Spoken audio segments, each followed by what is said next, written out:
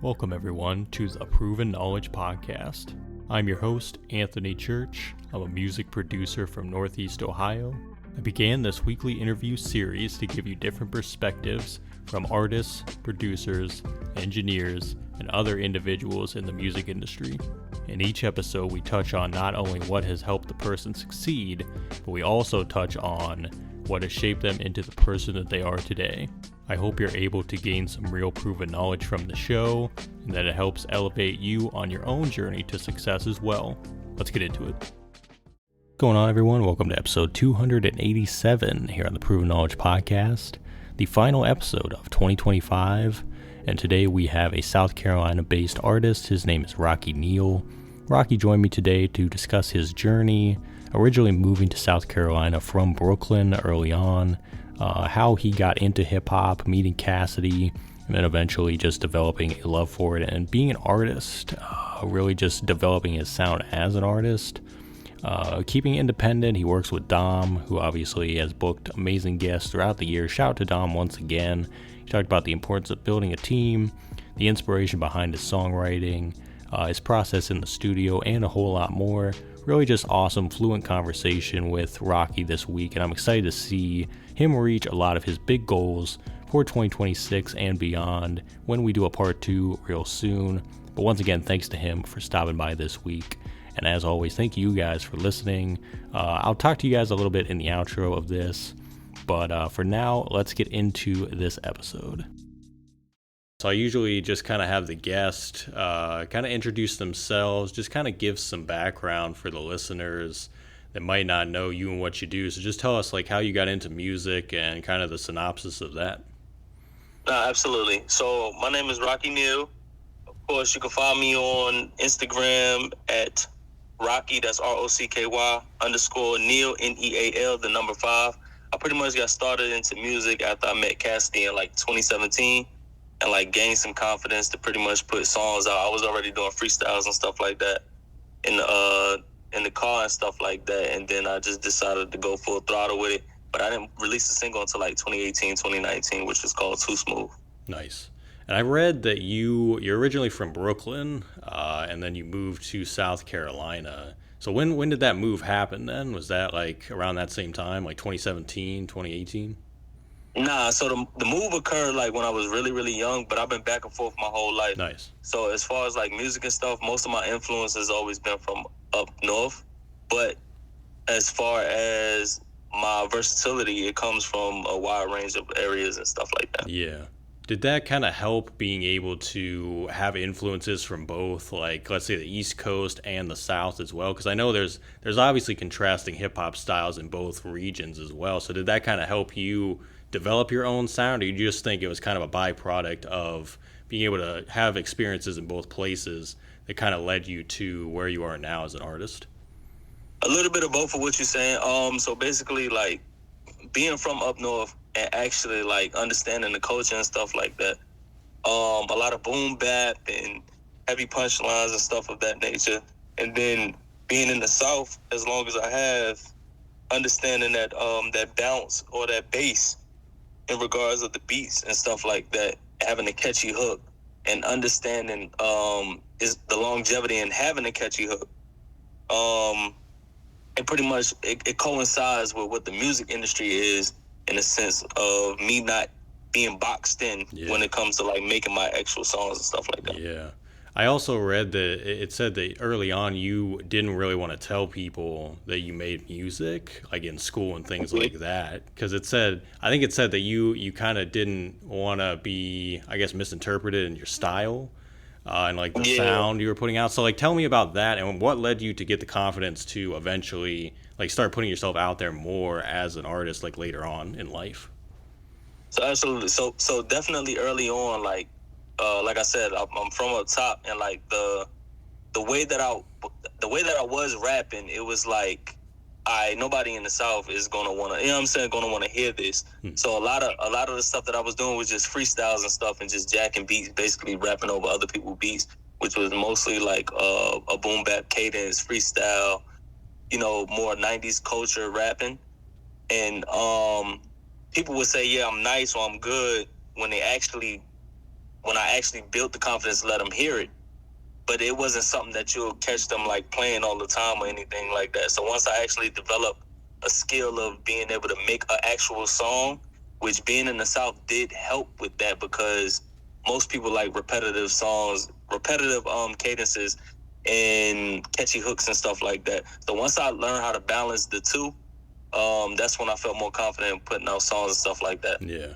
How do you think you go about choosing the production that you're writing to as well? Because obviously, like you said, you've been exposed to both different styles of hip hop and all different kinds of styles of hip hop. So I guess what do you gravitate toward nowadays more than anything? Is it more trap stuff? Is it more of a mix of old school styles and new school styles, or does it not really matter? Does it more? I guess does it base more on? Do you feel you can write something to that in the moment? Like, how do you go about choosing? To me, it really just depends on whatever the instrumental or the beat, the vibe is pretty much giving me at that moment. Yeah. Sometimes I may hear a beat and I may be like, oh, send that to me, and I'll like get back to it later or something like that. It just depends on my feeling, my mood, and stuff like that. Majority of the time, I don't go in like thinking like, oh yeah, today I'm gonna make a such and such type song. It just depends on the mood of the instrumental and stuff like that. For sure. And I guess that leads into the songwriting process. I'm always curious to know what everyone's different songwriting process looks like. So for you, are you someone that kind of likes to take your time, maybe a few weeks at a time for one song, and just kind of make sure you got everything written correctly before you record? Or are you trying to write as quickly as possible, get the ideas laid down, and then eventually do like the final version? How do you go about doing that? Gotcha. So, if I have the beat already beforehand, going to record it, I'll write to it or whatever, or I may just come up with something and just like keep it in the back of my mind, so when I do get there, I can pretty much have a subject or whatever to like go upon and just go from there. Or if I'm in the studio and the producer or the engineer is actually making the beat, at that moment I may be like coming up with something during the moment of, and just it'll make the process easier to actually record it. Yeah. So that they can pretty much do the mixing and stuff like that. If you already hear the beat while it's being made, or if you already had the beat, versus just going in there and they playing something, you trying to get something done, it's just like out of the blue. Yeah, it's that preparation too, and I've always heard that from artists where it's like you're paying for studio time, you want to be prepared as possible, like in that moment, to be able to write like on the spot or just be ready to record on the spot, which is nice. I'm always curious to know as well, let's say you're in the studio, right? Are you someone that only wants you and the engineer there? Or do you not care if there's like more people in the room? Because I always see these studios that are super full of all these people that don't really need to be there. And I'm like, I would be very upset if that was how things were going in a studio that I was in. So like, how's it for you? Me personally, I just like for me and the engineer or producer to be in there, honestly. Yeah. But I'm not saying I can't do that when a whole bunch of people in there, but it makes the process so much smoother. You don't have to worry about the input of others. Especially, I'm not a person that wants the input of others unless I'm clearly missing something. But as far as the music and me going through the process of making the music, I don't be wanting people's input because it's originally taken from me. If I lay something down and then later come back to it and you hear something, then I get that. But like in the process, no, I don't want other people's input. Yeah. Hey there, hope you're enjoying the episode so far. I just wanted to take a quick minute out to let you know about a couple different ways that you can support the podcast. One of the ways is by clicking that support the podcast button within your streaming platform. That is if you want to be a monthly supporter of the show.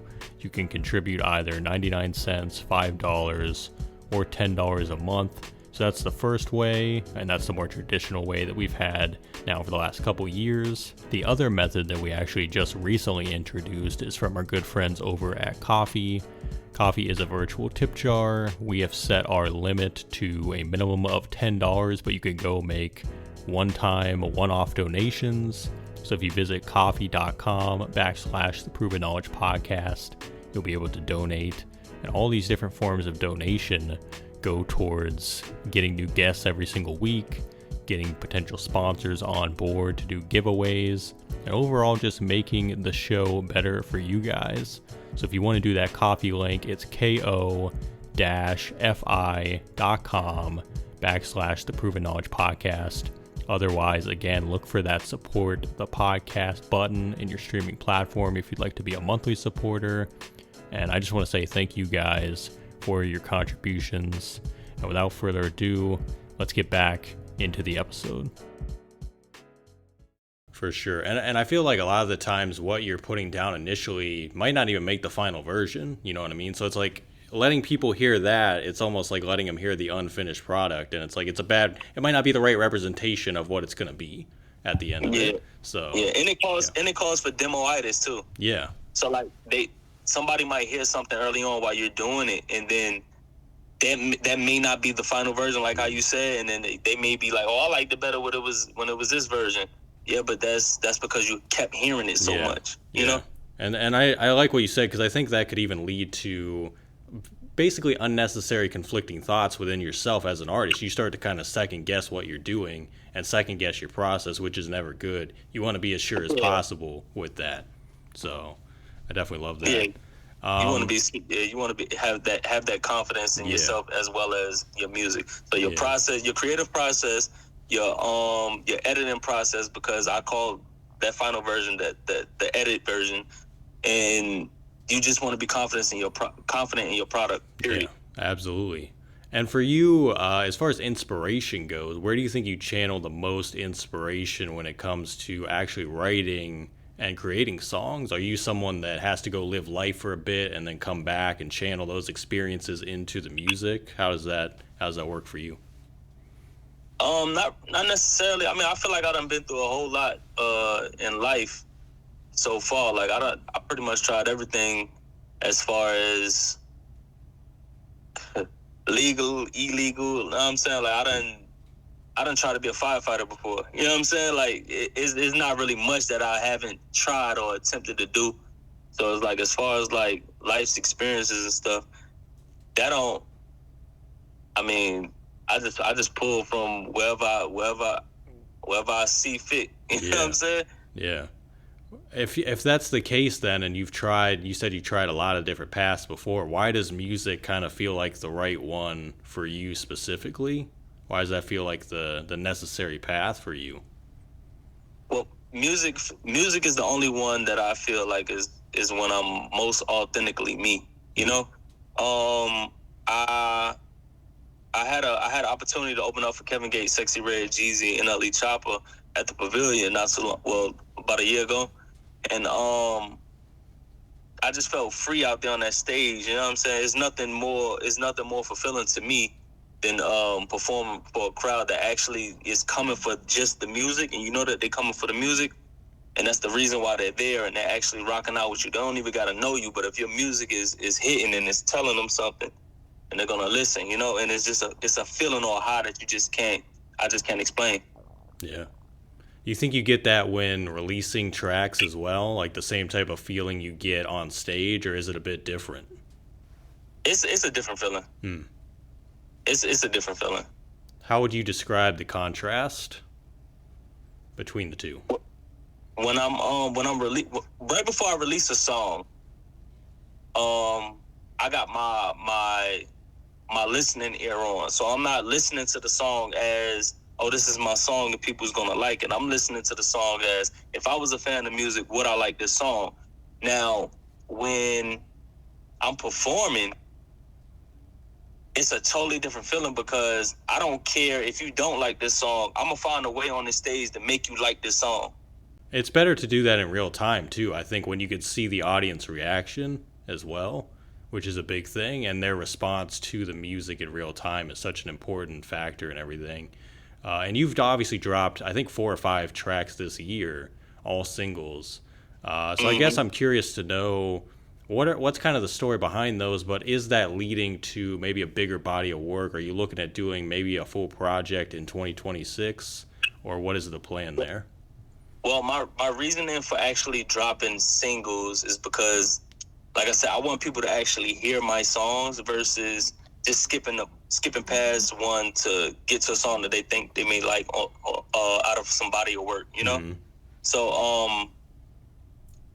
I don't plan on dropping any projects anytime soon. The goal is to become a household name. Until then I'll drop a body of work. Yeah.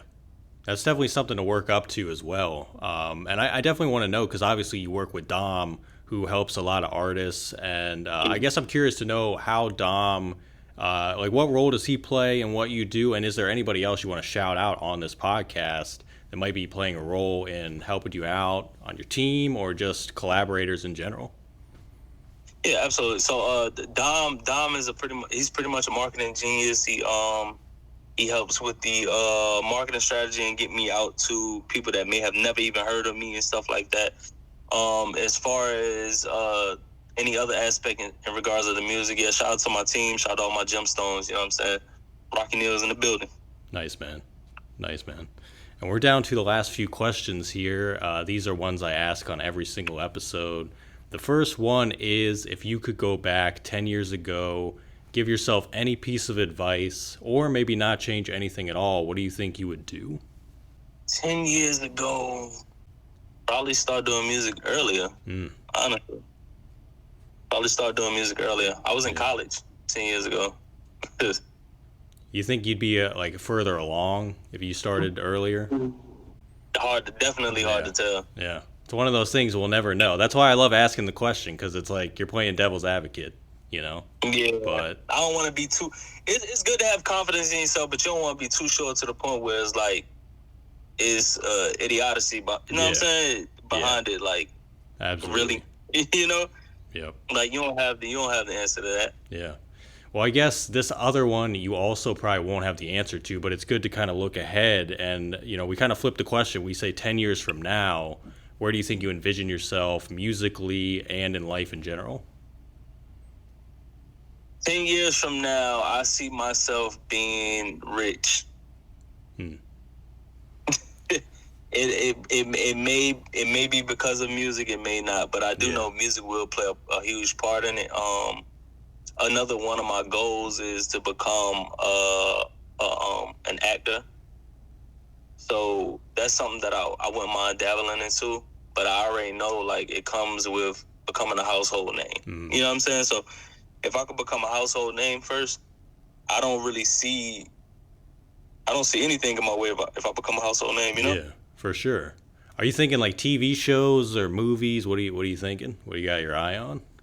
I'm thinking everywhere on somebody's screen. Yeah. To the point where they be like, "Oh, I know who that is." Yeah. Recognizable. You got the name, the face, everything. You got it all then. Yeah. Yeah. So when I come back and do your podcast, it's a totally different story, you know? Yeah, for sure, man. That's always the goal, man. We do the part 2s, and it's like you get to see the evolution of the journey, which is super awesome. And since this is the final episode of 2025 for this podcast, I guess, you know, what are you looking ahead to in 2026? What do you think is your biggest goal? And do you have any final words of wisdom for the listeners today? Absolutely. Like I said, 2026, my goal is to become a household name. Some advice I'll give to the listeners or inspiring artists: learn everything yourself first, and then build your team, because from there you'll be able to pick out not who you want that could do what it is that you need done, but do what it is that you don't feel like doing. Yeah. You're able to delegate those tasks because you know exactly how to do them and the ways that they need to get done, which is the most important thing you could do. Well, man, Rocky, I got to say thank you so much, man, for stopping by today. That's all I have for you, but thanks again for being the final episode of 2025, and I appreciate it. And like I said, we'll do a part 2, and we'll get to see, you know, all the goals you've been getting to in 2026 and beyond. So thank you, man. Absolutely, man. I do have a question for you, though. Yes, sir. What's that?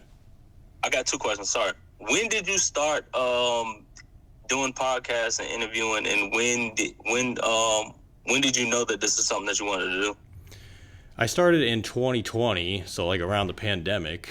Just kind of on a whim, started reaching out to artists. Didn't really know if it was going to catch on, and then, you know, started getting a lot of people say they wanted to be interviewed, and been doing it every week for 5 years. I only take 1 week off a year. So I guess, when did I know that I wanted to do it? I think I just knew that it had a positive impact on people. And it feels good to be able to give back to not only the person you're interviewing, but the people that hear it, so they can actually learn something and hopefully apply it to what they're doing. So I think that's really why I do it still, because it just makes me feel good to be able to do that, and it's just a different way to give back other than just putting out music.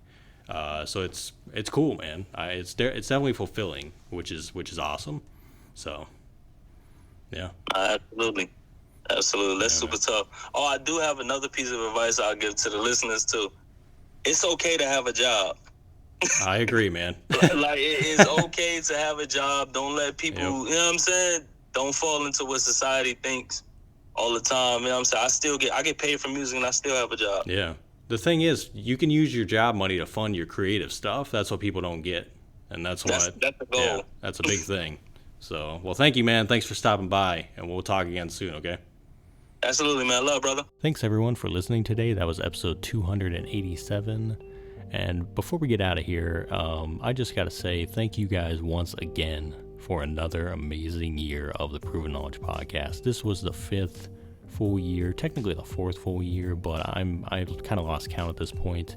5+ years of doing this podcast, and you guys are still showing up, listening, still getting amazing guests booked on this show, and I've just been so blessed to be able to be the host of this show. This year, 2025, was such an up and down year for me personally, but I saw a lot of wins, creatively as a producer, as an artist.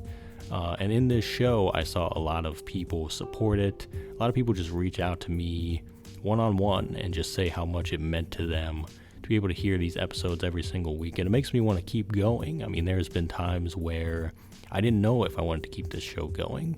There's a lot of ups and downs, even just running this show. But, you guys have shown the most unwavering amount of support and love for the platform.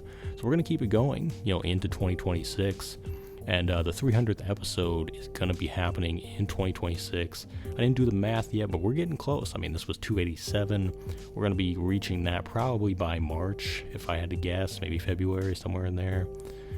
Sometime in the mid, spring to, or, winter to spring, somewhere in there. That's when we're going to be hitting 300. And, I just had a lot of time to reflect and, I just want to say thank you guys. That's really all I'm trying to say. Because I couldn't have done this without all of you guys. I'm sure I'll give some elaborate speech for the 300th, but I wanted to say it now as we end the year and we take this week off before we get back into new episodes at the top of January. Just thank you guys. And I'm excited to keep this thing rolling, like I said, into 2026. So we will see you in January in a couple weeks. Enjoy the holiday season. Spend time with your loved ones, and really just enjoy the time we have, because tomorrow is never promised. But we will see you guys in January for more new episodes of the Proven Knowledge Podcast. Until then, take care, guys.